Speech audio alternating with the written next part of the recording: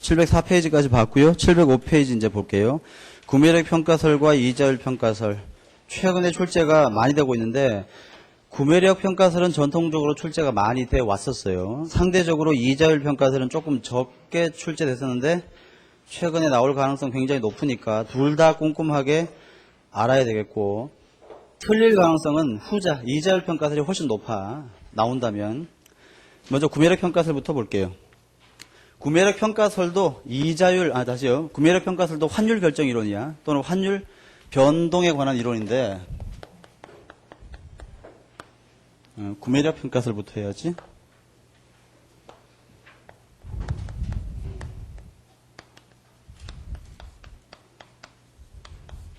구매력 평가설을 영어로 Purchasing Power Parity라고 해서 약자로 PPP라고 불러요. PPP.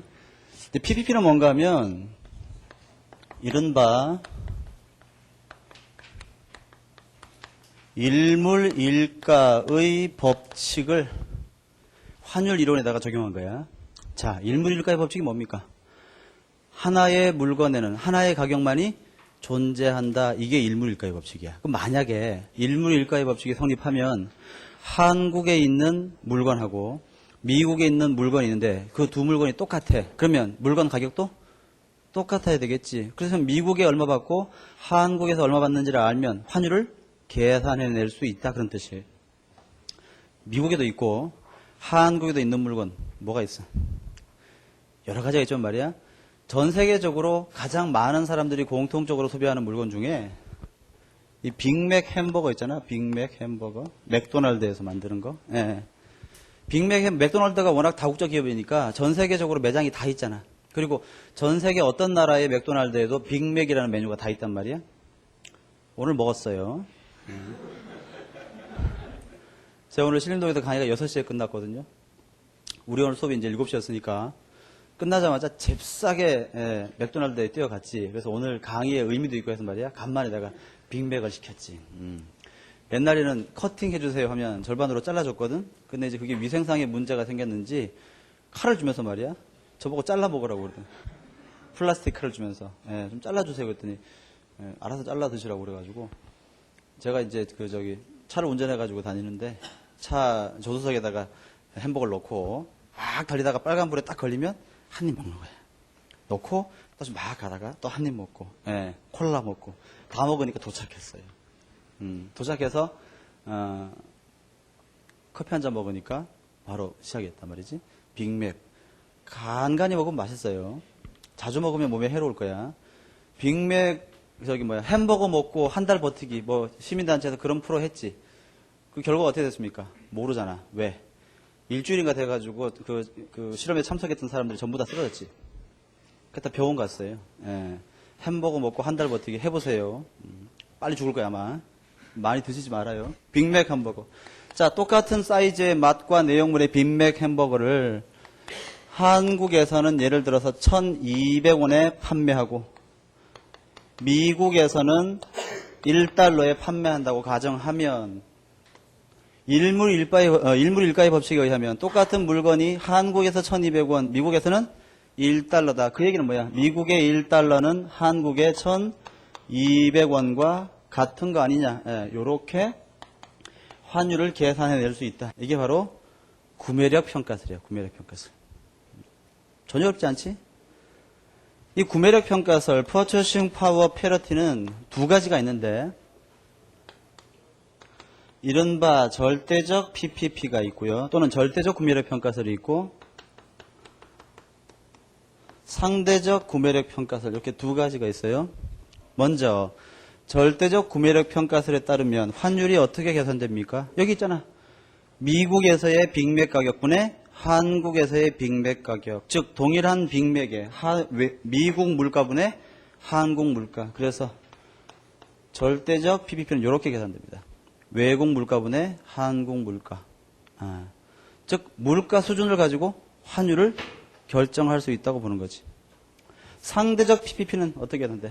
여러분 이거 알죠? MV equal PY를 변화율의 개념으로 바꾸면 통화 증가율 더하기 화폐 유통속도 증가율은 물가 상승률 더하기 실질 경제 성장률. 그럼 요거를 변화율의 개념으로 바꾸면 환율 상승률은 어떻게 되는 거야? 국내 물가 상승률 마이너스 해외 물가 상승률 이렇게 계산되는 거야. 자, 한번 볼게. 국내 물가가 외국 물가보다 더 커지면 어때? 환율은 증가하는 거지. 그 다음 국내 물가도 커지고 외국 물가도 커지는데 외국의 물가 상승률보다 우리 자국의 물가 상승률이 더 커지면, 다른 말로 국내의 인플레이션이 더 크게 발생하면 환율은 상승해. 왜? 우리나라 돈의 가치가 더 크게 하락하니까. 이해가십니까? 기출문제는 이걸 가지고 가끔 냈죠. 어떻게 냅니까? 지금 현재 국내 인플레이션율이 10%다. 미국의 인플레이션율이 7%다. 장차 환율은요 3% 증가할 거다. 예, 그렇게 예상할 수 있는 거지. 상대적 PPP를 가지고. 어렵지 않습니다. 그런데 그렇다면 여기는 이 절대적 또는 상대적 PPP를 이용해서 환율을 계산해보면 실제 환율과 잘 맞을까 안 맞을까? 잘 안 맞아요. 예. 즉 PPP는 굉장히 설득력 있는 이론인데 현실의 환율 움직임을 정확하게 예측하는 데는 한계가 있어요. 그건 왜 그래? 그건 기본 가정이 이거기 때문에 그래. 일물일가의 법칙이란 한국에도 있고 미국에도 있는 똑같은 물건을 놓고 환율을 계산한 거 아니야. 근데 만약에 한국에만 있고 미국에는 없는 물건이 많거나 또는 미국에는 있는데 한국에는 없는 물건이 많으면 많을수록 어때요? PPP는 현실의 환율과 달라질 거야. 우리나라에 있죠. 미국에 없는 거 어떻겠습니까? 미국에 그런 거 있겠습니까? 뭐 효자손 뭐 이런 거 있지. 그런 거 없겠지. 예. 잘 몰라요. 아무튼 잘 없을 것 같아. 즉 뭐야? 각 나라마다 서로 존재하지 않는 물건이 많으면 많을수록 어때? PPP는 잘 성립하지 않습니다. 두 번째, 만약에 한국에만 있는 물건이 있고 미국에만 있는 물건이 있는데 자유롭게 교역이 잘 이루어진다면 어때? 그러면 또 문제 없겠지. 수출과 수입이 자유롭게 이루어져가지고 비록 한국에서만 생산되지만 미국으로 얼마든지 수출이 되고 미국에 있지만 한국으로 수입이 잘 되면 이게 또 성립할 수 있을 거야. 그런데 현실에는 뭐가 있습니까? 무역장벽, 관세, 쿼터, 수출 자유규제 그런 게 있단 말이야. 그런 게 있으면 어때? 또 PPP가 잘 성립되지 않을 수밖에 없다. 예, 그런 거죠. 또한 PPP는 기본적으로 물가 수준을 비교해서 환율을 계산하는 방식인데 자국의 물건 가격이 완전 신축적이면 어때? 그 나라의 경제 상황을 제대로 잘 반영할 테니까 이게 잘 맞을 거야. 즉 고전학파라면 어때? 가격이 완전 신축적이니까 PPP가 잘 성립할 거야. 그런데 케인즈 학파의 주장처럼 현실의 가격이 경직적인 성격을 띈다면 이 값이 별로 정확하지 않을 수도 있어요.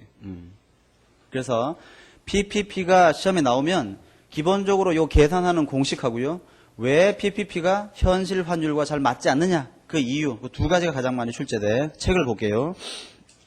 그래서 705페이지 구매력 평가서를 개요 보시면 1번 환율은 양국 화폐의 구매력에 의해서 결정된다라고 하는 이론인데 이 스웨덴의 경제학자 카젤에 의해서 제시됐다. 카젤이라는 이름도 좀 기억해 주시면 좋아요. 4번 보시면 구매력 평가설은 일물일가의 법칙을 국제시장에 적용한 이론이다. 이해 가시죠? 밑에 보시면 빅맥 얘기도 나오고 막 나옵니다. 쭉 내려가시면 제일 마지막 박스에 원화의 평가 절하율, 다른 말로 환율 상승률은 뭐랑 같아? 한국의 물가 상승률 마이너스 외국의 물가 상승률. 이 박스는 뭘 설명하고 있는 거야? 상대적 PPP를 설명하고 있는 거지. 한 장 더 넘기시면 706페이지에 구매력 평가설의 일반화 해가지고 P 이퀄 E 곱하기 PF라고 되어 있는데 그렇게 기억하시지 마시고요. 요렇게 기억하세요. 요렇게 기억하란 말이야. 요렇게.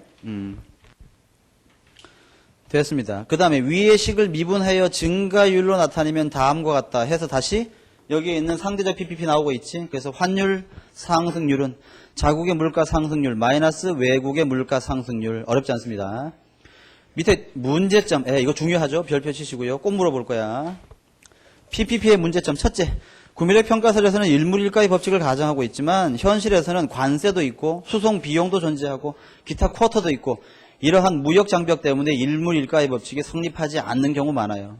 두 번째, 현실적으로 자유롭게 교역이 이루어지지 않는 비교역제가 많단 말이야. 그치? 예, 비교역제.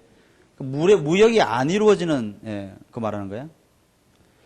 비교역제가 많으면 많을수록 어때? PPP는 현실 환율과 잘 맞지 않을 것이다. 세 번째, 구매력 평가설은 환율 결정의 요인으로 뭐만 고려하고 있어? 물가만 고려하고 있는데 여기 보세요. 우리 아까 봤잖아.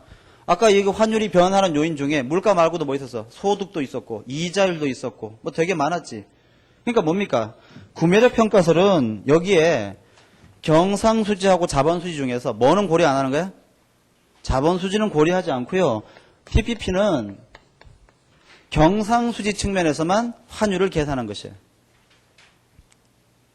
따라서 자본수지 측면으로 환율을 고려하는 이론도 필요하지 않겠어. 이게 바로 뭡니까? 이자율 평가설이에요. 우리가 지금부터 볼 거야.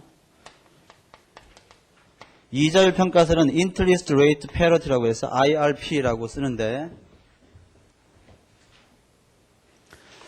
아직 넘기지 말고요. 706페이지 하단에 보시면 평가에 여러분 그 구매력 평가설은 말이에요. 현실의 환율을 잘 설명하지 못하는데도 불구하고 굉장히 많은 학자들이 경제 모형을 만들 때 꼭 환율 변동은 PPP를 가정합니다. 그럼 왜 그래요? PPP는 단기적인 환율의 움직임은 잘 설명하지 못하는데 놀랍게도 환율의 장기적인 변화는 굉장히 잘 설명해. 예. 그래서 장기 환율을 계산할 때는 주로 PPP를 사용합니다. 단기 환율을 사용할 때는요. 지금부터 볼 이자율 평가설의 IRP를 주로 많이 보고 있는 거죠. 가장 내가 최근에 본 여러분 그 밑에 보시면 참고에 보면 빅맥 환율 해가지고 미국 맥도날드 햄버거 값 기준으로 통화가치 평가한 거 나오잖아. 이제 영국의 경제주간지 이코노미스트지에서 매년 전 세계 각국의 빅맥 가격을 비교한 빅맥 지수를 발표하는데 최근에 내가 얼핏 기억하기 우리나라가 잘못 읽었나? 12위인가 뭐 그랬던 것 같은데 빅맥 지수로 계산했을 때 매년 평가되고 있으니까 이따가 집에 가셔서 한번 쳐봐. 이렇게 인터넷에다가 치면 다 나오는 네이버 있잖아. 그렇지? 연희동 중국집도 나온다는 네이버 거기다가 빅맥 지수 치면 말이야 쫙 나올 거야. 한번 보세요.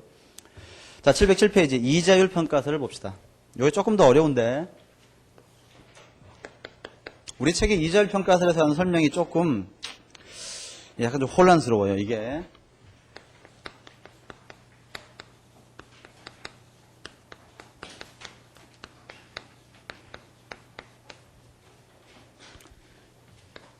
이자율 평가설은 뭘 기본적으로 가정으로 깔고 하냐면 각국의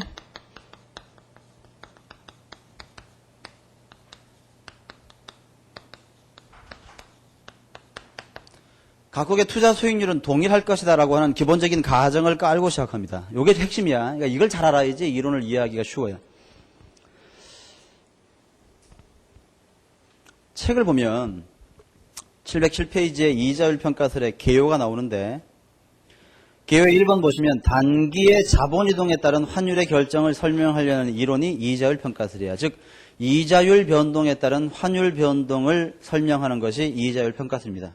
2번 보시면 구매력 평가설이 경상수지 관점에서 균형 환율을 설명하려는 이론임에 비해서 이자율 평가설은 자본수지의 관점에서 환율을 설명하려는 이론인데 가정을 보시면 국가 간 자본 이동이 완전해. 그 말은 무슨 말입니까? 한국에 투자했던 사람이 오늘 당장 돈 빼서 미국에 또 투자하고 또 돈 빼서 뭐 싱가포르로 가고 이게 얼마든지 자유롭다 그 말이야. 예를 들면 옛날에는 우리가 외환관리법을 굉장히 좀 강하게 적용해가지고 함부로 돈 들고 들어오지도 못하지만 또 함부로 돈 들고 나가지도 못하도록 규제를 많이 하고 있지. 그런 규제가 많으면 어때? 자금의 자유로운 국가 간 이동이 어렵겠지. 그렇지? 근데 여기서 뭐라고 가정하는 거야? 그런 국가 간의 자본 이동을 제약하는 요소는 전혀 없다라고 가정하잔 말이야. 그러면 화살표 해가지고 왜 양국의 투자 수익률이 동일해져? 아니 생각해보세요. 여기 봐. 우리나라가 외국보다 투자 수익률이 높아. 그러면 돈 사들고 국내로 들어올 거 아닙니까? 국내의 자금이 풍부해지지. 이자율은 하락할 거야. 외국은 자금이 빠졌으니까 이자율이 상승해져가지고 일치할 거다 그 말이지. 이런 경우도 마찬가지고 그렇지. 자금의 자유로운 이동이 가능하다면 얘랑 얘는 항상 이퀄이 성립할 거다 그런 뜻이에요. 그다음에 세금이나 거래 비용 등등은 존재하지 않는다 해가지고 설명 쭉 나오는데 우리 교재에 나와 있는 설명은 조금 더 수리적인 설명이고 제가 직관적인 설명을 한번 해볼게요. 자, 지금 현재 환율이 1달러당 1,000원입니다. 이때 한국의 국내 이자율은, 우리 책에처럼 할게요. 한국의 국내 이자율은 8%고요. 미국의 이자율은 4%라고 해볼게요. 그렇다면 한국에다가 지금 1,000원을 투자하고 미국에다가 1달러를 투자하면 똑같은 돈 투자한 거 맞아? 맞지? 지금 환율이 1달러당 1,000원이니까. 맞아요. 이렇게 투자한 다음에 1년 후가 됐어요. 1년 후에. 그럼 1년 후에는 한국에 1,000원 투자했던 사람은 얼마 받아? 1,080원을 받겠지. 미국에다가 1달러 투자했던 사람은 얼마를 받습니까? 1.04달러를 받겠죠. 맞아? 그런데 아까 내가 뭐라고 했어? 각국의 투자 수익률이 같아야 된다면 1년 전에 분명히 똑같은 돈 투자한 거 맞습니까? 맞지? 그러면 1년 후에 투자의 수익인 이 값과 이 값도 어때? 같아야 될 거 아니냐 그 말이야. 따라서 1년 뒤에 미래의 환율은, 이걸 다른 말로 우리가 선물 환율이라고도 부르는데, 미래의 환율은 어떻게 됩니까? 1.04달러 대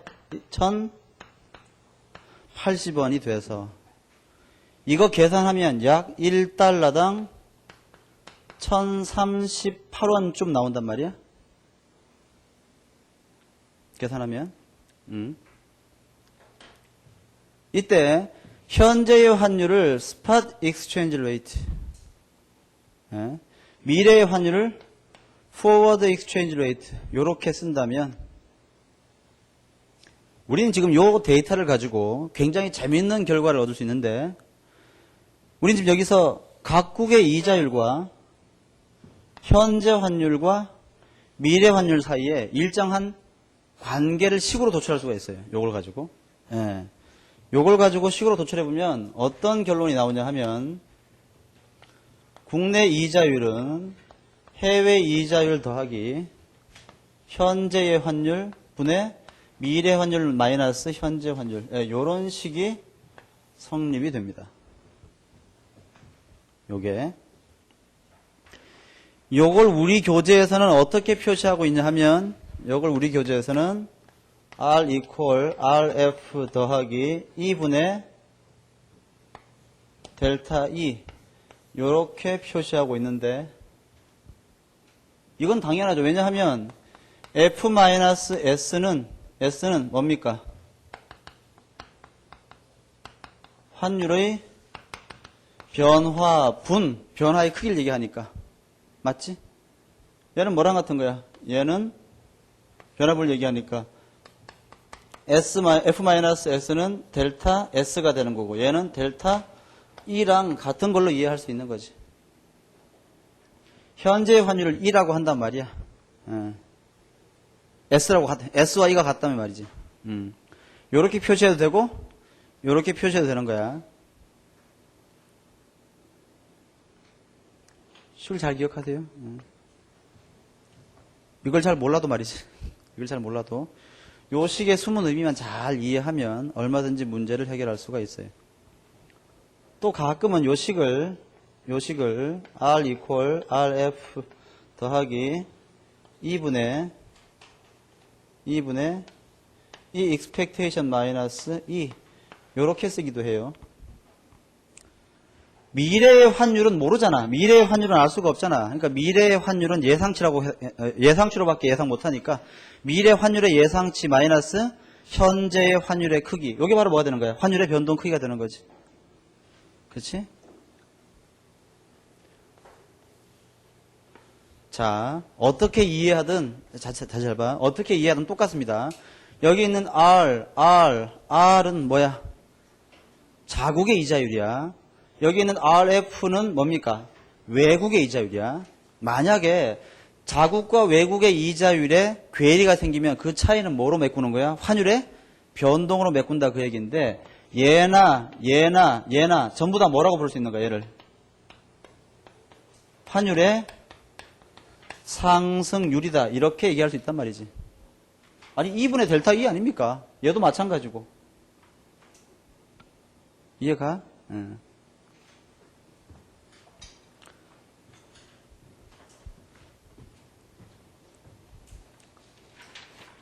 실전에 어떻게 이용하는지 한번 봐봅시다. 708페이지 봅시다. 708페이지 보시면 환율 변화의 요인이라고 해가지고 국내 이자율의 상승이라고 돼 있는데 여기 볼게요. 만약에 여기서 국내 이자율이 상승했어요. 그런데 외국의 이자율은 고정돼 있어. 고정돼 있어. 그 다음에 앞으로 이자율이 변하지 않을 거라고 다시 앞으로 환율은 변하지 않을 거라고 사람이 생각하고 있다면 지금 당장의 환율은 어떻게 되겠어? 감소해야 되겠지.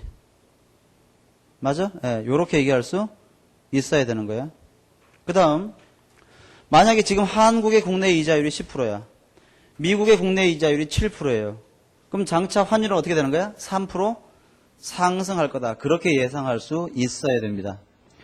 708페이지의 밑에 2번 보시면 미래 예상 환율의 변동이라고 되어 있는데 만약에 미래의 예상 환율이 하락하면 어떻게 되는 거야? 미래 예상 환율이 하락하면 여기 가봐. 여기 이번에는 얘가 하락했다. 미래 예상 환율이 하락했다. 근데 자국과 외국의 이자율이 불변이야. 그럼 지금 당장 환율 어떻게 되는 거야? 하락해줘야지. 하락해줘. 그래서 이퀄을 성립할 거 아니야. 이해가십니까? 이렇게 풀 수 있으면 좋겠어요. 자, 질문 문제 하나 풀어봅시다. 여러분들 어려워하는 것 같은데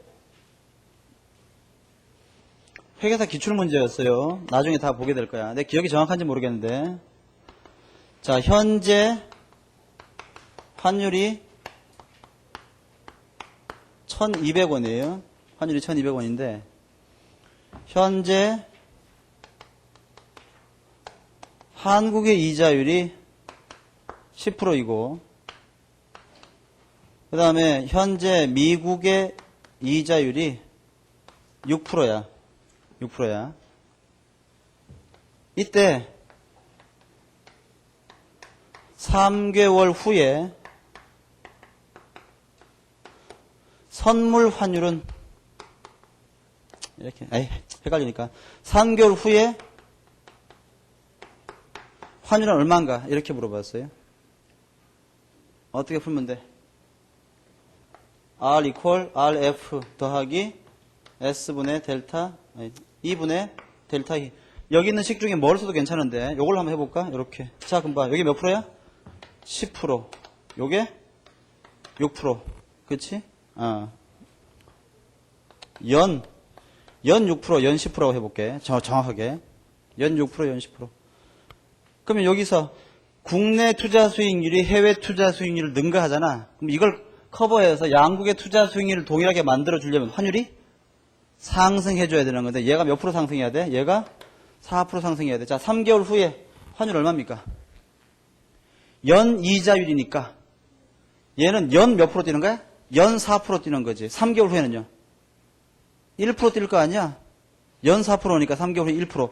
여기서 환율이 1% 상승하면 3개월 후에는 어떻게 되는 거야? 여기 1%는 12원이니까 3개월 후에는 환율이 1212원이 돼 있을 거다. 이렇게 풀 수 있어야 된단 말이지. 기출문제 풀어보세요. 기본이야, 기본. 708페이지 하단에 참고에 국내 이자율이 외국 이자율보다 높다면 반드시 자본 유입이 이루어질까? 여러분 여기 봐봐. 자, 여기서 국내 이자율이 요것보다 커. 그럼 무조건 자본 유입이 이루어질까? 아니란 말이야. 얘가 굉장히 크면 어때? 오히려 이쪽이 더 클 수도 있으니까 단순히 국내 이자율과 외국 이자율만을 비교해가지고 자본의 유출입을 따지면 사실은 안 되는 거고 뭐 또 고려해야 돼? 향후의 향후의 환율 변동까지도 고려해야지만 되는 거지. 내가 지금 여기에 칠판 왼쪽에 이렇게 쓴 건 뭐야? 저쪽은 일정하다고 가정하고 그냥 쓴 거야, 그렇지? 이해 갔으면 좋겠어요. 읽어보세요. 이거는 참고로. 중요한 걸 했습니다. 잘 이해해 보시고 709페이지에 현대적 환율 이론이 있는데 통화주의 과잉 조정 모형, 오버슈팅 모형, 랜덤 워크아웃을 있는데 안 나올 거예요. 그래서 안 봤으면 좋겠는데 조금 불안하면 이따가 다른 걸 좀 하고 말이야. 여러분 혹시 이제 궁금하시면 좀 나중에 불안하시면 1번과 2번을 한번 읽어보세요. 1번과 2번만. 랜덤 워크는 나올 이유가 없는 것이고 통화주의 모형과 과잉 조정 모형인데 읽어보면 확실하게 알 수 있을 거야. 이해가 안 간다고. 뒤에 걸 좀 하고요. 시간 나면 합시다. 아니면 안 봐도 괜찮고요. 710페이지 고전적 환율 이론, 고센의 국제대차설, 그 다음에 압탈리용의 환심리설 볼 이유가 없는 것이고 밑에 평가절상과 평가절하의 효과는 우리가 아까 일부 지금 좀 봤지 그치? 요걸 바탕으로 한번 읽어보세요. 지금 볼 건 아닙니다. 환율 제도로 바로 가겠습니다.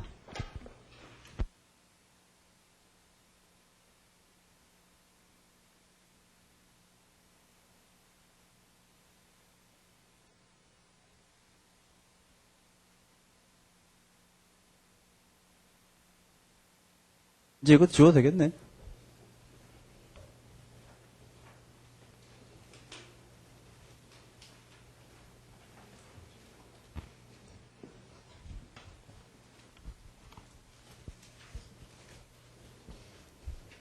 좀 전에 한 친구가 오늘 원래 그 본인 지도 교수님하고 약속이 있어가지고 9시에 가야 돼서 할 수 없이 먼저 간다고 저한테 남은 부분은 좀 동영상 열어달라고 그러고 이렇게 갔거든요. 문을 열고 나가다 말고 갑자기 뒤돌아서더니 내일 뒤풀이 해요. 그래서 그랬더니 언제까지 할 거예요? 왜? 얼른 만나고 다시 오려고요. 아주 훌륭한 자세라고 봐.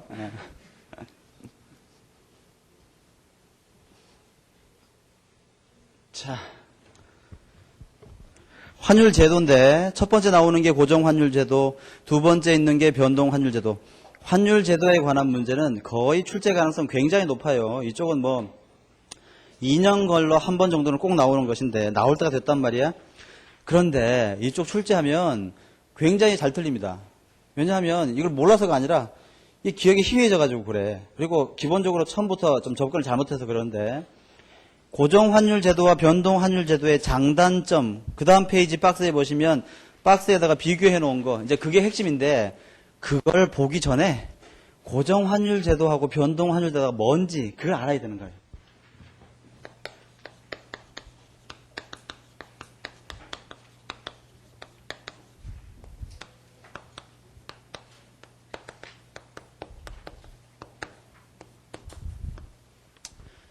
고정환율 제도하고 변동환율 제도예요. 자, 여러분 답해보세요.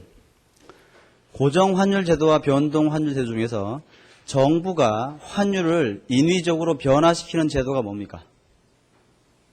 그게 고정환율 제도예요. 예. 정부가 시장 환율에 전혀 손을 대지 않는 게 뭐야? 그게 변동환율 제도야. 이 기본적인 발상이 잘못되어 있으면 아무리 공부해도 이해가 안 되는 거예요. 변동환율 제도는 정부가 환율을 변동시키는 제도가 아니야. 이건 뭐예요? 환율이 변동하려는 것을 놔두는 제도가 변동환율 제도야. 고정환율 제도는 뭐야?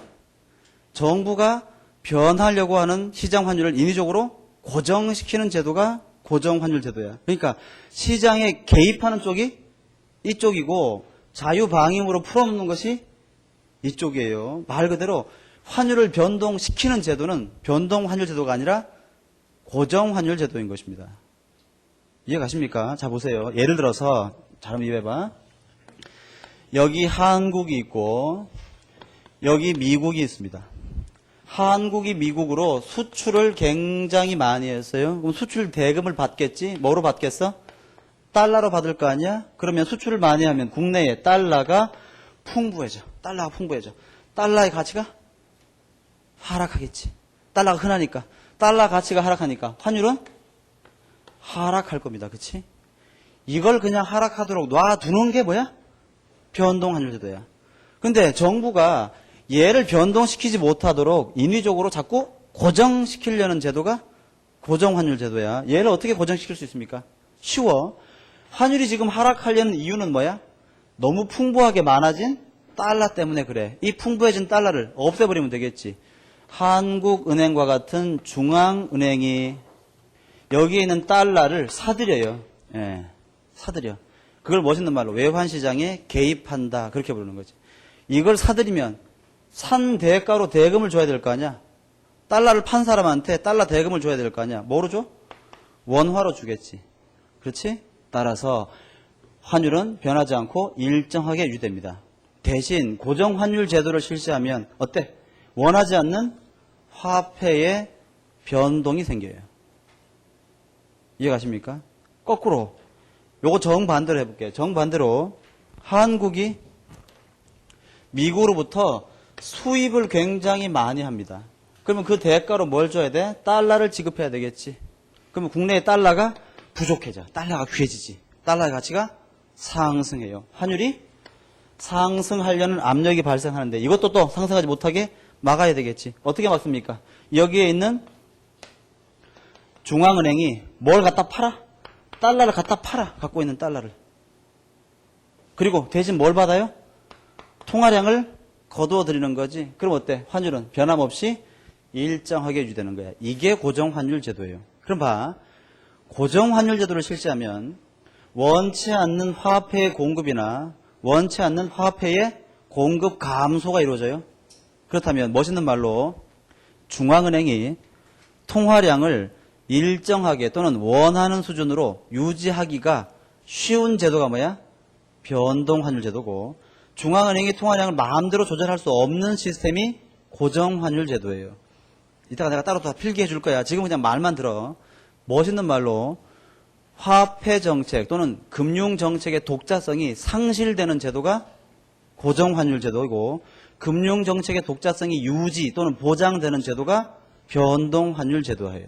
따라서 금융 정책의 효과가 강력한 시스템이 변동환율 제도이고 상반적으로 재정 정책의 효과가 더 커지는 시스템이 고정환율 제도가 돼요. 이해가십니까? 그 다음 변동환율 제도 하에서는 어떤 정책의 효과가 크다고 내가 방금? 금융정책의 효과가 크다고 그랬지. 자, 프리드만 같은 학자는 어떤 환율 제도를 좋아했을까? 당연히 변동환율 제도를 좋아했을 것이. 반대로 케인즈는 고정환율 제도를 훨씬 더 좋아했을 것이. 지금 내가 얘기한 게 다 이해가면 이미 다 알고 있는 거하고 똑같아. 그러니까 여러분 우리 IMF 지금 우리 대한민국 현재는 뭐야? 환율 제도가. 변동환율제로 완전히 바뀌었지. 우리 IMF 이전에는 고정이었어요. 그래서 우리 어떻게 됐습니까? IMF 때 우리 여기 한국 이렇게 있고 이렇게 있었는데 그때 우리나라가 보유하고 있는 외국 자산이 많았지. 외화가 많았는데 그걸 다 어디에다가 투자했어? 외국의 장기 채권에 투자했어. 장기 채권. 그러니까 어때? 이게 만기가 굉장히 멀기 때문에 유동성이 떨어져가지고 현금으로 이렇게 바꾸기가 굉장히 쉽지 않았어요. 그래도 이제 어느 정도의 외환 보유고를 가지고 있었는데 우리나라는 그때 이제 환율을 고정환율 제도를 유지하고 있었지. 근데 그때 한보 사태 막 터지고 하면서 이거 한국 경제 비전이 안 좋다, 불안하다 등등 여러 가지 안 좋은 악재가 퍼지니까 어때? 국내에 있던 달러가 자꾸 유출되기 시작했지. 그럼 국내에 있는 달러가 귀해지지. 환율이 상승하려는 압력이 자꾸 발생했어. 그러니까 우리나라 중앙은행이 어떻게 했겠습니까? 이거 환율 고정시켜야 되니까 부족한 달러를 풀기 시작한 거야, 이렇게. 대신 통화량을 걷어내고. 근데 이거 계속 하다 보니까 말이야, 환율은 일정하게 유지됐는데 점점 중앙은행이 가지고 있는 외환 보유고가 감소하기 시작했지. 그러다가 뭐야? 갑자기 소문이 난 거 아니야? 중앙은행의 외환 보유고가 바닥이 곧 날 거다라는 소문이 퍼지니까 잘 봐. 이게 곧 바닥이 나면 더 이상 이거 못할 거 아닙니까? 그럼 환율은요? 폭등하겠지, 폭등. 환율 폭등은 원화 가치의 폭락이야. 그럼 무슨 말이야? 한국 돈 쥐고 있으면 망하는 거지. 다 갖다 버리고 뭘 쥐고 있어야 돼? 달러를 쥐고 있어야 되는 거야. 그러니까 외환 보유고가 바닥난다는 소문이 퍼지니까 갑자기 자본의 유출이 엄청난 속도로 급격하게 발생한 거지. 그러니까 도저히 이걸 감당이 안 되는 거야. 그러니까 어때? 배를 갈라라. 이렇게 되는 거야. 예. 이게 IMF란 말이야. 가만히 보면 말이야. 이 고정환율 제도를 고집하다가 발생한 측면도 분명히 있는 거죠. 그래서 IMF 이후에 다 뭐로 바꾼 거야? 자유변동환율 제도로 시스템을 바꾼 거예요. 물론 지금도 완벽한 자유변동 제도는 아니고 완벽한 자유 변동 환율 제도는 아니고 일정한 밴드, 상하의 변동폭을 정해놓고 그 사이에서 변동시키는 그런 정책인데, 그럼 특징을 한번 확인해 볼게요. 일단 기본적인 내용은 책을 보고 한번 봅시다. 711페이지. 고정환율제도 개념이요. 중앙은행이나 정부가 외환시장에 개입해서 환율을 일정하게 유지시키는 제도야. 고정환율제도의 장점은 뭡니까? 환율이 안정돼 있죠. 그러니까 환율 변동에 위험이 없습니다. 환위험이 없어요. 환위험이 없으니까 돈을 거래하거나 국제 무역을 할 때 리스크가 적어지지. 그래서 무역이 활발해지고 거래가 확대됩니다. 그리고 환율 변동의 시세 차익을 이용해서 돈을 좀 벌어보고자 하는 이른바 환투기꾼들의 환투기 행위가 굉장히 작아지겠지, 그지? 예, 고정환율제도 하에서는. 또 고정환율제도의 단점도 있죠. 국제수지의 불균형이 자동적으로 조절되지 않아. 이거 좀 이따가 설명할 겁니다. 좀 이따가. 그 다음에 고정환율제도에서는 충분한 외환 보유고가 필요한 거지. 예, 이게 없으면 문제가 심각해져요. 자, 변동환율제도. 외환시장의 자유로운 수요 공급에 의해서 환율이 결정되도록 말 그대로 놔두는 거야. 옆에다가 자유방임이라고 쓰세요. 개입하는 게 아니야, 이거는. 그러니까. 변동환율제도의 장점은요. 국제수지 불균형이 자동적으로 조정됩니다. 이따가 설명드릴 겁니다. 그 다음 국제수지를 굳이 고려할 필요 없이 마음대로 정책의 실시가 가능한데, 아까도 얘기했지만 변동환율제도 하에서는 어떤 정책의 효과가 좋아? 금융정책의 효과가 좋아요. 거기 금융에다가 동그라미 치시고요. 변동환율제도의 단점이 있죠. 첫째 뭐야? 환율이 수시로 급변하기 때문에 환위험이 커. 그러니까 국가 간 거래가 좀 위축될 가능성이 있어요. 이해 가시죠? 예. 그러니까 봐봐. 이게 내가 지금 현재 환율이 1달러당 2,000원이야. 현재 환율이. 그래서 내가 미국에다가 내가 코리아에서 미국으로 100불어치를 수출했어. 100불어치를 수출했습니다. 그래서 나중에 물건을 수출하고 나중에 달러로 100불을 받는데 자기가 지금 팔 때는 얼마를 기대하는 거야? 여기 곱하기 100만큼 현금이 들어올 걸로 기대하고 있는데 나중에 대금 결제될 시점쯤에 요게 이렇게 환율이 변해버린 말이야. 이 사람은 앉아서 갑자기 자기가 수익이 반토막 나는 그런 리스크가 존재하는 거 아닙니까? 물론 이제 해칭할 수 있지. 선물시장을 이용해서. 그건 이제 우리 논외로 해야 되는 거고. 지금은 원론적인 얘기예요. 그래서 변동환율제도의 단점은 환위험 때문에 국제무역과 국제거래가 또 국제투자가 저해될 것이다. 인플레이션에 대한 저항이 좀 약하다. 기억하시고, 관리변동환율제도는 뭔가 하면, 그러니까 환율이 여러분, 완벽한 자유변동환율은 시간이 지나면서 환율이 지 마음대로 뭐 그냥 얼마든지 움직이도록 놔두는 게 완벽한 자유변동 환율 제도인데, 이러면 너무 이제 리스크가 크니까 대부분의 국가가 자유변동 환율 제도를 쓰는 경우에도 환율의 상한과 하한을 정해놓고요. 이 속에서는 지네들이 알아서 움직이도록 놔둬. 그러다 갑자기 이게 지나치게 이렇게 올라가면요. 개입해가지고 끌어내려버리는 거야, 이렇게. 또 너무 떨어지면 끌어올리고. 지금도 우리가 변동 환율 제도 하고 있지만 작년 말에 환율 급락할 때 말이야. 기억해보세요. 개입했습니다. 중앙은행이. 사실은 요즘에는 좀 더 고단수지. 개입 안 하고 먼저 언론에다가 슬쩍 흘리지. 아니면 성명을 발표하죠. 한국은행 총재나 아니면 한국은행의 고위 이제 관계자가 최근에 환율이 급락하는 조짐을 보인다. 한국은행은 환율이 심하게 급락할 경우 언제든지 개입할 준비가 돼 있다. 한마디 해주는 거예요. 그럼 이제 투기가들이나 투자가들 어떻게 생각하는 거야? 아, 그냥 계속 떨어지지는 않겠네. 투매 현상이 없어지는 거죠. 투매 현상이. 됐습니다. 그래서 페이지 넘겨서 712페이지에 있는 박스가 굉장히 중요한데, 자, 국제수지 불균형부터 한번 볼게요.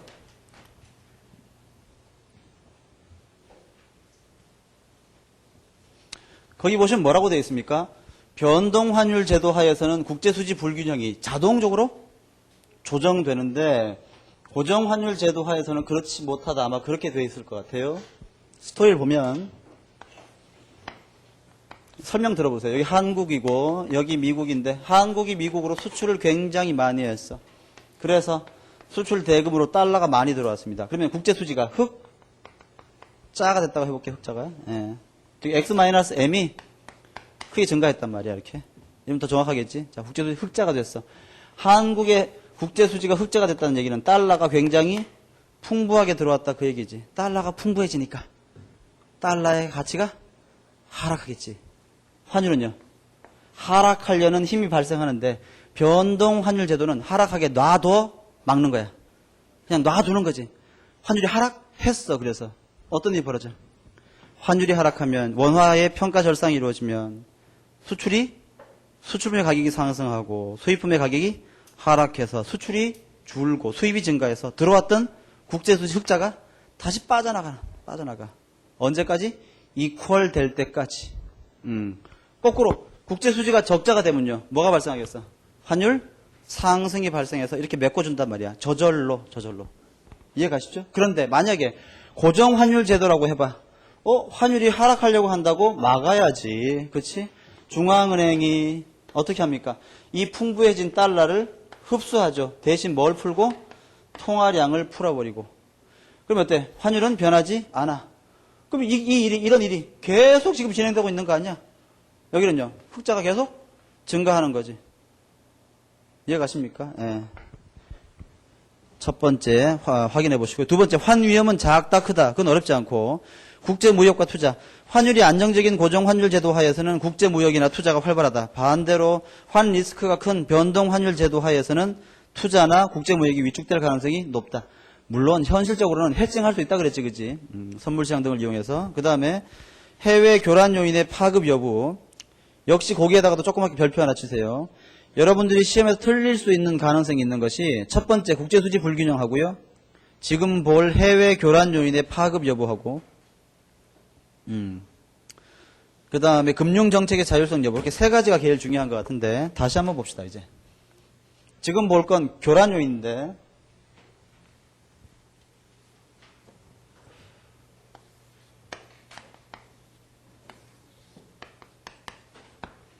미국이 지금 얘가 지금 약간 맛이 갔어요. 경기가 말이야 과열이야. 미국이 뭐가 발생한 거야? 교란 요인이 발생했지, 그치? 미국의 경기가 과열되어 있으니까 국민소득이 완전 고용 국민소득보다 지나치게 크게 증가하고, 즉 미국의 국민소득이 크게 증가하고 미국의 소비도 크게 증가하고 미국의 물가는요 크게 증가하는 인플레이션이 발생하고 있을 거야. 이해 가지? 경기 과열이니까 미국이. 그럼 우리나라에서부터 미국으로 팔리는 우리나라 입장에서의 수출은 아주 잘 되겠지. 흥청망청 지금 먹고 마시는 상태 아닙니까? 수출이 크게 증가해. 그러면요 수출 대금이 크게 들어옵니다. 그러면 국내의 달러가 아주 풍부해지죠. 달러가 풍부해지면 달러가 가치가 하락하지. 달러 가치의 하락은 환율의 하락으로 연결되는데, 첫째, 이번엔 이거부터 해볼까? 자, 만약에 지금 시스템이 고정환율 제도라고 해볼게. 중앙은행이 보니까 이거 봐라, 환율이 하락하려고 그러네. 안 돼. 이거 막아야지. 어떻게 막습니까? 풍부해진 이 달러를 흡수하는 거지. 흡수. 달러를 사들이는 거지. 매입하고 매입 대금으로 뭘 지급해? 원화를 풀어야 되는 거지. 그럼 환율은 안정될 거야. 그런데 이걸 사들이는 과정에서 통화량이 증가하지. 국내 통화량 증가는 국내 물가의 상승으로 연결돼. 즉 고정환율 제도 하에서는 외국의 인플레이션을 그대로 수입하는 그런 효과가 동시에 발생해요. 이해가십니까? 예. 그냥 암기하지 말고 기억해야 돼.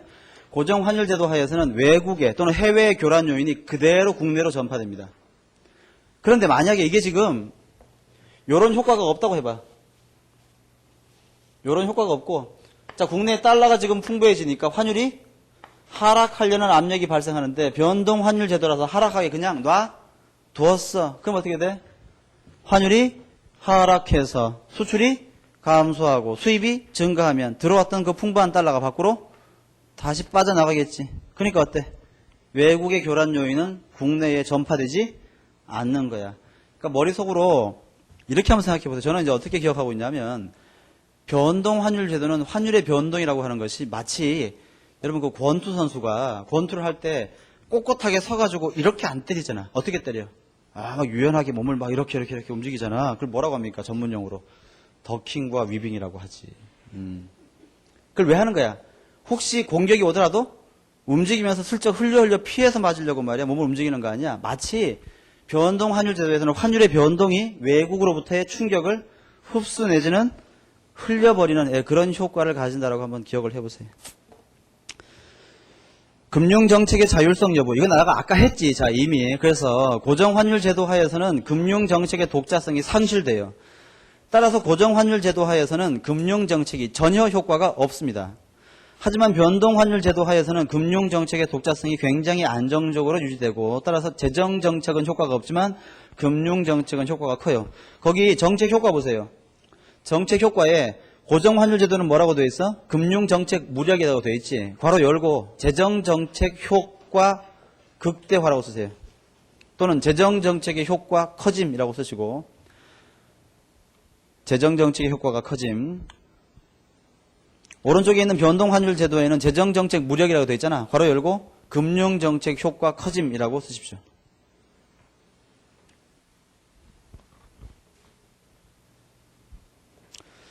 됐고요. 밑에 투기적 단기자본 이동, 그건 뭐 어렵지 않고, 그 다음에 환율이 외생 변수냐, 내생 변수냐, 그건 읽어보면 될 거고, 아까 내가 얘기한 거 있지. 자, 프리드만은 어떤 환율? 변동 환율 제도를 좋아했을 것이고, 재정정책의 효과를 강조하는 케인지언이라면 고정 환율 제도를 더 좋아했을 것이다. 예, 그렇게 한번 직관적으로 연결해 봅시다. 우리나라의 환율 제도, 한번 읽어보시면 되겠죠. 국제통화제도. 자, 이건 뭔가 하면 역사적으로 말이야 전 세계의 통화제도가 어떻게 변동해 왔냐 그 얘기인데 지금 우리는 지금 간단하게 달러와 원화 사이에 환율만을 고려하고 있는데 전 세계적으로 이 화폐가 굉장히 많잖아. 전 세계의 모든 화폐를 서로 가치를 일정 비율로 묶을 것인가, 즉 전 세계적인 고정 환율 제도를 실시하실 것인가, 아니면 전 세계적인 완전한 자유 변동 환율 제도를 할 것인가에 관해서 역사적으로 논쟁도 많았고요. 사건도 많았어요. 그래서 원래 국제 통화 제도가 만들어지는 초기에는 고정 환율 제도가 당연한 것처럼 여겨졌고요. 그때는 금의 가치를 기준으로 따지는 이른바 근본위 제도라는 것이 최초의 국제 통화 메커니즘으로 자리 잡았습니다. 이쪽은 공부하는 거 아닙니다. 그냥 이렇게 내가 간단하게 얘기하는 거야. 그러다가 그 이후에 브레튼 우드 체제, 그 다음에 브레튼 우드 체제가 깨지고 스미소니언 협정을 거쳐서 킹스턴 체제를 거치면서 점점 변동 환율 제도로 나아가고 있고요. 최근에 이제 가장 큰 이슈는 뭔가 하면, 여러분 이쪽은 그러니까 내가 설명 안 할 거야. 그냥 한번 읽고 잊어버리시면 돼요.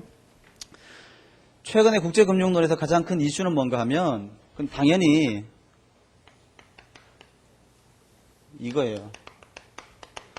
아시아 단일 화폐에 관한 것이에요. 여러분들 아시는 분도 계시겠지만 유럽연합이 유로화를 만든 것처럼 지금 우리 아시아 각국에서 아시아 전체를 총괄하는 하나의 화폐를 만들자라는 움직임을 강력하게 지금 보이고 있는데, 이 아시아 단일 화폐를 만들 때 어떤 나라가 주도적으로 영향을 미치고 그 다음에 어떤 나라의 화폐 가치가 기준이 될 것인가, 이게 지금 굉장히 중요한 문제이기 때문에 주로 이제 일본, 한국, 중국 한 몇 나라가 굉장히 지금 첨예하게 대립하고 있고, 아마 여러분들이 시험을 합격해서 결혼할 때까지는 안 나올 것 같은데, 혹시 모르니까 말이야. 혹시 이제 이런 식의 문제가 언급이 되면 이런 움직임이 있구나 정도는 좀 알고 계시고, 한번 궁금한 사람들은 인터넷 검색창에 한번 확인해 보세요. 있는지 모르겠는데 내가 갖고 있는 자료를 좀 나눠줄 걸 그랬네. 근데 너무 앞서가는 거니까 그냥 참고로, 나머지는 볼 거 없습니다. 그래서 혹시 불안한 사람은 716페이지 하단에 보시면 국제통화제도에 변천해가지고 간단하게 되어 있는 거 있잖아. 뭐 그 정도 한번 보시고 아무나 안 봐도 돼. 됐습니다. 26장으로 갑시다. 마지막 챕터죠. 국제수지론. 국제수지와 국제수지표 되어 있는데 국제수지의 개념, 국제수지와 국제대차 다 볼 거 없습니다. 여기를 보세요. 확인해 볼게. 국제수지는 뭐로 구성되어 있어? 경상수지와 자본수지 두 가지로 구성되어 있어요. 페이지 넘기세요. 719페이지에 보시면 국제수지표의 구성이 나오는데, 이걸 외우라고 내가 보라고 그러진 않겠지. 국제수지는 크게 경상수지와 자본수지 두 가지로 나누어지고, 그 다음에 뭐 몇 가지 오차항을 커버하기 위한 세부 개정이 있습니다. 경상수지는 옛날에는 이거 무역수지라 그랬지, 무역수지. 옛날에는 무역수지하고 무역외수지 그렇게 나누는데 지금 이제 경상수지와 자본수지로 바뀌었어요. 경상수지는 상품수지, 서비스수지, 소득수지, 경상이전수지로 나눠지고, 자본수지는 외국인 직접 투자나 증권 또는 주식과 같은 채권과 같은 투자수지하고, 그 다음에 기타 자본수지로 이렇게 양분되고 있는데 참고로 보시고요. 그냥 경상수지하고 자본수지인가 보다 그렇게 이해하면 충분합니다. 넘겨요. 720페이지 국제수지표의 작성 방법. 별로 안 궁금하단 말이지. 예, 여러분들 한번 차변과 대변을 기준으로 읽어보시고요. 국제수지의 균형, 국제수지 균형의 의미. 밑에 보시면 자율적 거래와 보정적 거래라는 게 있어. 타이틀만 밑줄을 그어서 나중에 한번 읽어만 보세요. 안 나올 거야 그냥. 옛날에 아주 옛날에 그냥 중요하게 다뤘던 문제인데. 그러니까 자율적 거래는 뭔가 하면 국가 간의 가격, 소득, 이자율 등등 실질적인 경제적 요인에 의해서 발생하는 거래를 자율적 거래. 보정적 거래는 자율적 거래에 의해서 파생되는 불가피한 거래. 이게 바로 이제 보정적 거래죠. 각종 국제수지, 경상수지와 자본수지 다 알고 있단 말이지. 721페이지 하단에 보시면 국제수지와 거시경제 해가지고 몇 가지 좀 언급되고 있는데 그거 좀 볼게요. 대단한 건 아니고.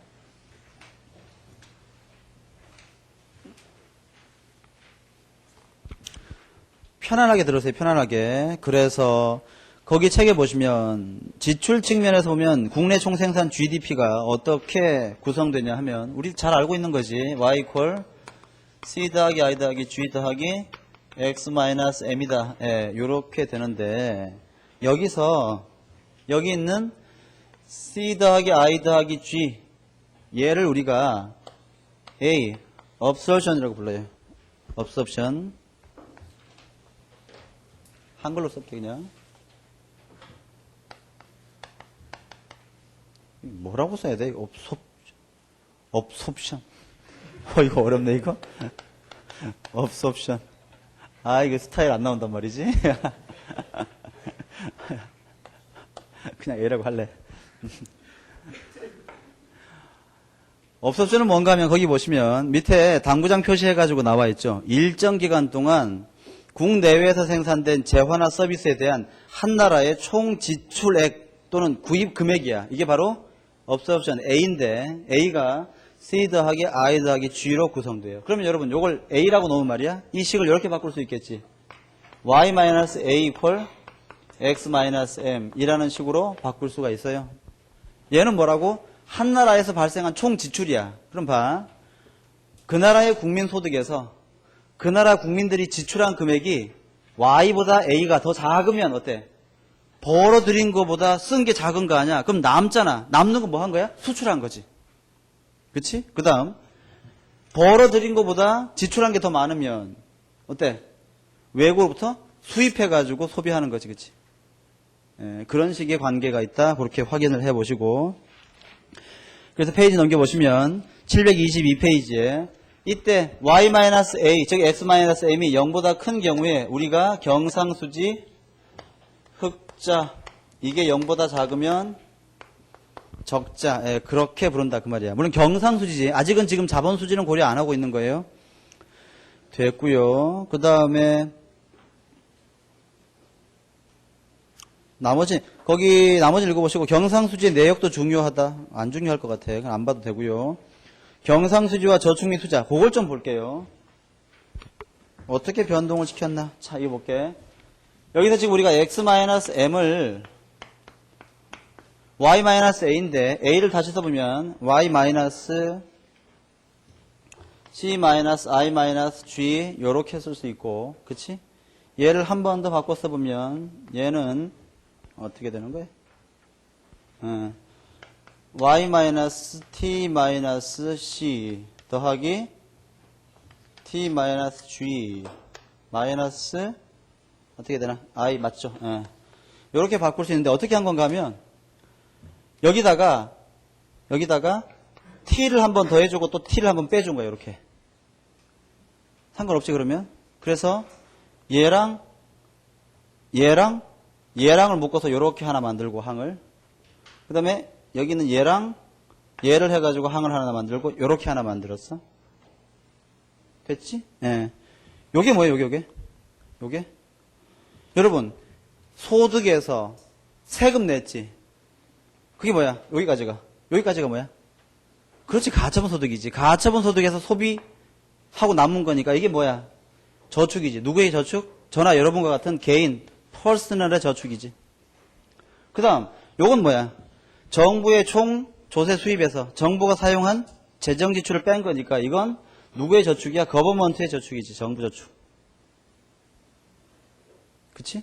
그러면 요걸 더하면 뭡니까? 개인 저축과 정부 저축을 합치면 이게 뭐가 되는 거야? 이게 나라 전체의 총 저축이 되는 거 아닙니까? 총 저축. 우리 책에서는 뭐라 해서 토탈의 의미로 ST라고 했네? 그러면 얘를 다시 한번 쓰면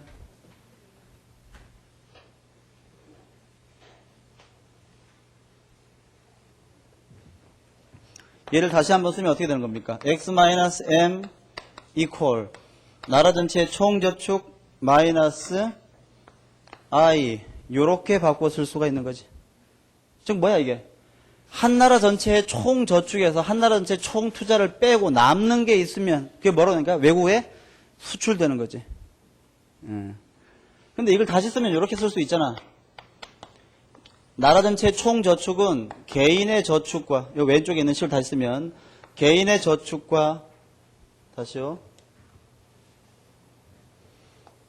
개인의 저축에서 투자 빼고 그 다음에 정부의 재정 지출에서 조세에서 재정 지출 뺀 거 이런 식으로 바꿀 수 있는데 이거 우리가 바로 거시경제학 첫 시간에 했던 거지. 바로 뭡니까? 국민소득의 주입이 뭐야? I 더하기 G 더하기 X 국민소득의 누출이 S 더하기 T 마이너스 M이니까 주입과 누출이 일정한 국민소득의 균형식은 어떻게 되는 거야? 균형식은 I 더하기 G 더하기 X 이퀄 S 더하기 T 더하기 M이 되는데 이때 X 마이너스 M은 어떻게 얘기할 수 있는 거야? S 마이너스 I 더하기 T 마이너스 G 우리가 이런 식 썼잖아 그치? 이게 바로 뭐가 되는 거야? 이거랑 같은 거지. 이때 얘기했던 요 S는 누구의 저축인 거야? 알고 보니까 민간 저축만을 얘기했던 거지. 예. 같은 식이야. 그러니까 너무 여기에 이렇게 너무 여기 좀 칠판에서는 복잡한 식에 너무 몰입되지 말고 그냥 요런 식 정도로 또는 요런 식 정도로 그냥 기억하면 충분할 것 같아요. 그래서 최종적인 식이 어디에 있습니까? 오른쪽 페이지 제일 하단에 있네요. 자, 어떻게 된 거야? x-m equal SP 개인 저축 마이너스 I 투자 더하기 T 마이너스 G 예, 고식 다시 한번 기억해봐. 그러니까 한 달이라는 시간을 돌고 돌아서 이제 다시 원점으로 되돌아온 거지. 그치? 여러분 요게 마이너스가 되는 현상이 뭡니까? 요게 경상수지 적자고요. 요게 마이너스가 되는 현상이 뭐야? 정부의 재정이 적자되는 거 아니야? 요것과 요것이 동시에 발생하는 현상을 제가 뭐라고 그랬어? 쌍둥이 적자, 트윈 디피시트 그렇게 얘기했지. 언제 발생했다고? 공급 경제학이 일관되게 추진된 레이건 행정부 시절에 발생했다. 그런 얘기했지. 우리가 뭘 할 수 있어? 쌍둥이 적자는 왜 발생하는 거야? 민간 저축과 투자가 일정한 상태에서, 그치? 일정한 상태에서 국내의 급격한 재정 지출, 국내의 급격한 재정 적자는 해외의 경상수지 적자로 연결되는 거란 말이야. 이해가십니까? 예. 만약에 이때 요게 적자라도 이쪽이 굉장히 큰 폭의 흑자를 경험한다면, 플러스라면 어때? 이쪽이 흑자가 될 수도 있겠지. 그렇고요. 그 다음에 724페이지 환율과 경상수지 볼게요. 나머지는 볼 거 없고 여기 이제 거의 마지막으로 중요한 것들이 나오는데 724페이지 보시면 환율과 경상수지 해가지고 마샬 러너 조건이 1번이고요. 오른쪽에 제이커브 효과가 2번이라고 되어 있지. 맞습니까? 번호를 바꿔보세요. 오른쪽에 있는 제이커브 효과에다가 1번이라고 그냥 억지로 고쳐봐. 그냥 막 책을 훼손해. 괜찮아. 그냥 대놓고 말이야. 아니 이렇게 이 제이커브 이렇게 했으면 이렇게 고쳐라니까 이렇게. 터프하게. 왼쪽에 있는 마샬러너 조건을 2번으로 고치세요. 내가 왜 그렇게 하라 그랬겠어? 나중에 공부할 때 뭐부터 보란 말이야? 제이커브 효과를 먼저 봐. 그 다음에 마샬러너 이펙트를 봐야지 이해가 쉬워요.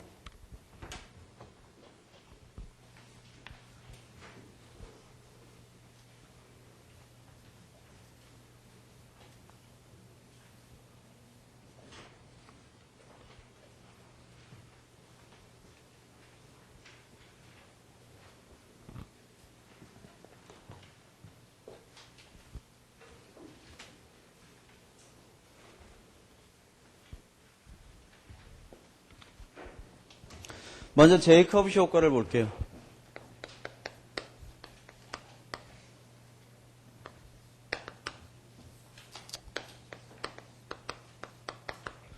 제이커브 이펙트란 뭐냐? 시간 t, 여기가 경상수지 플러스, 여기가 마이너스. 자, 이거 봐. 여러분. 만약에 지금 현재 어떤 경제가 경상수지 균형을 이렇게 유지하고 오고 있었어. 이렇게. 근데 요때, 요 시점에 뭐가 발생했냐면, 환율의 상승이 발생했어요. 그 말은 원화의 평가절, 하가 발생했어. 그러면 여기 있잖아. 환율이 상승하면 그때부터 어떤 일이 벌어져? 수출이 증가하고 수입이 감소해서 흑자로 돌아서야 되겠지. 그러면 이 그림상으로 어떻게 돼야 돼? 이렇게, 여기 0이지. 이렇게 오고 있던 애가 이렇게 가야 될 거 아닙니까? 그치? 우리가 배운 대로라면. 근데 어떻게 움직인다는 거야? 요 시점에서 환율이 상승, 원화가 평가절하되면 갑자기 초기에는 말이야. 경상수지가 악화돼요. 그러다가 시간이 지나면서 점점 상태가 호전되면서 나중에는 어때?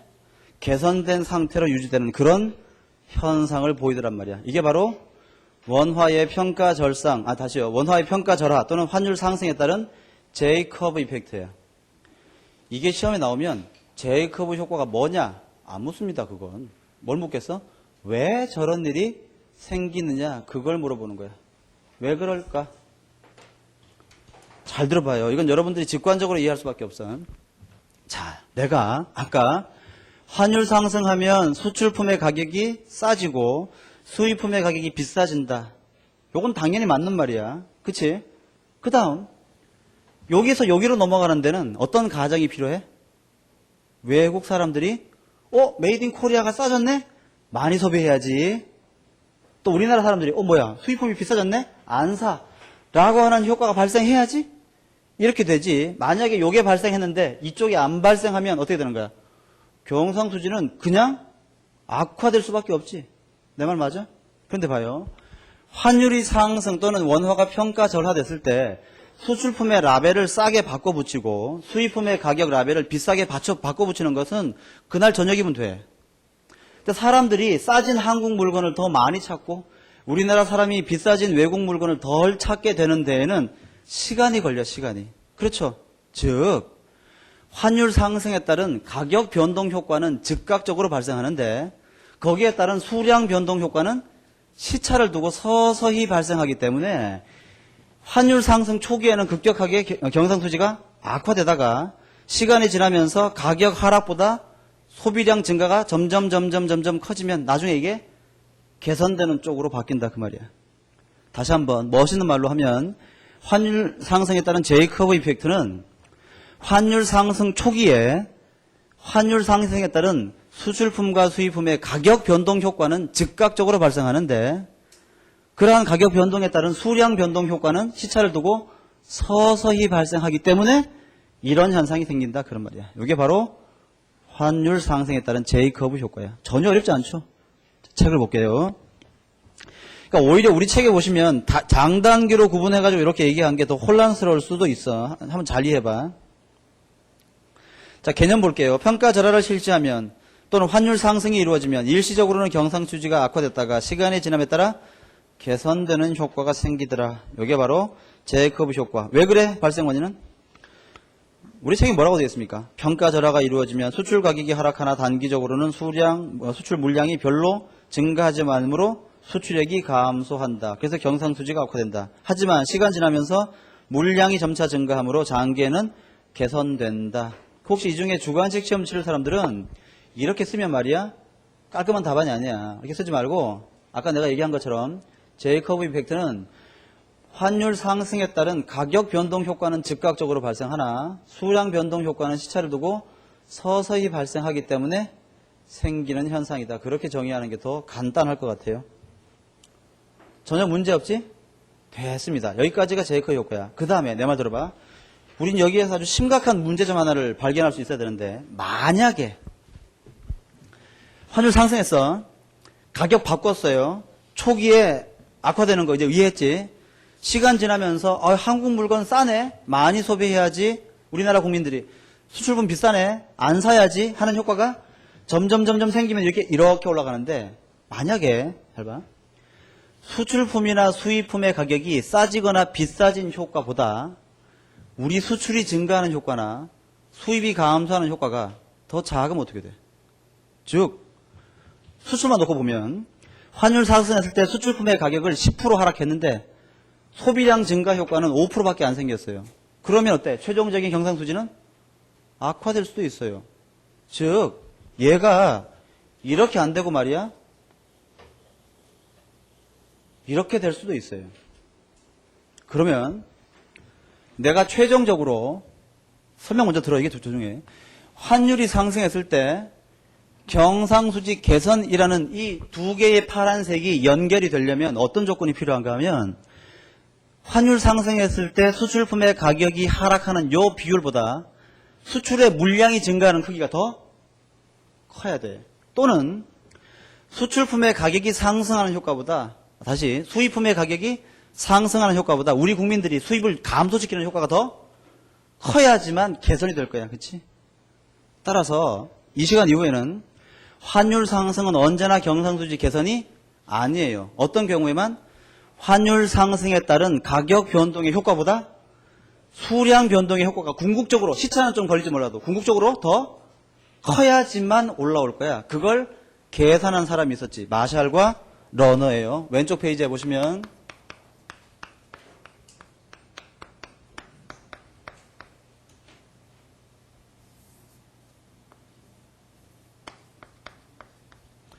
마샬 러너 조건, 마샬 러너 컨디션이라고 하는 조건은 뭔가 하면 요 의미를 알아야 돼. 마샬 러너 조건은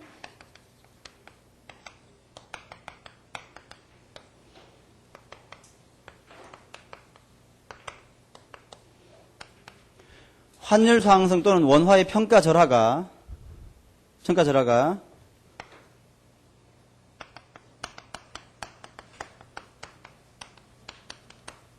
경상수지 개선으로 이어지기 위한 조건, 이게 바로 마샬 러너 조건이야. 우린 기본적인 발상은 알고 있지. 뭐가 뭐보다 커야 돼? 환율 상승에 따른 가격 변동의 크기보다는 수량 변동의 크기가 더 커야 되겠지. 그치?